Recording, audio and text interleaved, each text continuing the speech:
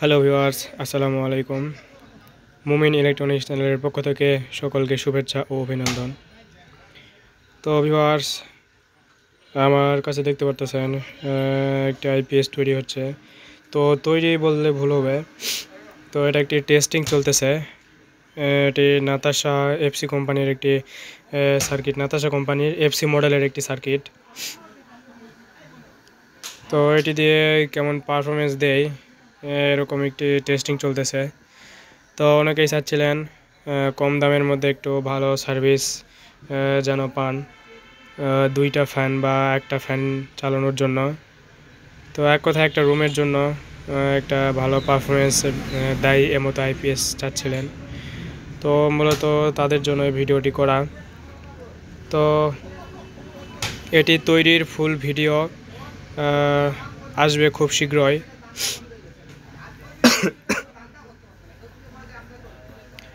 তো দেখুন, আমাদের এখানে একটু লোড টেস্ট দিই। তো আমাদের আউটপুট ভোল্টেজ দেখেন 228 ভোল্টেজ দেওয়া আছে। তো এখন আমরা ইনপুট প্লাগটি লাগাই নাই, এটা আমাদের ইনপুট প্লাগ। তো আমরা একটু লোড দিয়ে দেখি যে কি অবস্থা এগুলার। তো আমরা দেখেন এখানে 200 ওয়াট লোড দিলাম। 200 ওয়াট লোড দিয়ে আমাদের আউটপুট ভোল্টেজ কিন্তু ভিউয়ার্স মোটেই 3-4 ভোল্টেজ ডাবছে।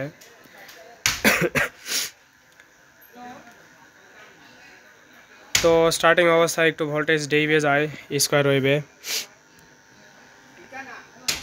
তো নাতার সাথে ভোল্টেজ দিলে বাড়ে, কিন্তু এই সার্কিটে একটু অন্যরকম দেখতেছি, ভোল্টেজ একটু ডাবতেছে।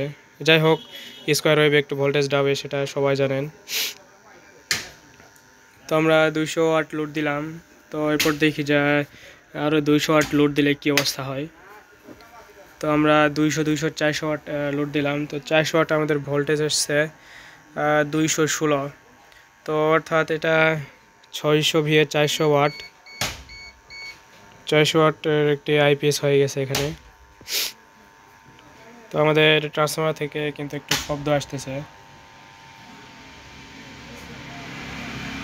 সামান্য মতো। তো এই ছিল মোটামুটি ভিডিও। তো এটি তৈরির ফুল ভিডিও এবং কীভাবে কি কানেকশান সব কিছুর ভিডিও দিব খুব শীঘ্রই। যারা ভিডিওটি দেখবেন অথবা নিজে নিজে আইপিএস তৈরি করবেন, আমার চ্যানেলটি সাবস্ক্রাইব করে পাশে থাকবেন এবং আমার ভিডিওগুলো বেশি বেশি করে দেখবেন এবং শেয়ার করবেন। তো ভিউয়ার্স, ভিডিওটি এতদূর পর্যন্তই। চার্জিং এবং ব্যাটারি ভোল্টেজ কেমন কি পরে আমরা দেখাবো যখন তৈরি হয়ে যাবে। তো ভিডিওটি এতদূর পর্যন্তই। সকলে ভালো থাকবেন। আসসালামু আলাইকুম।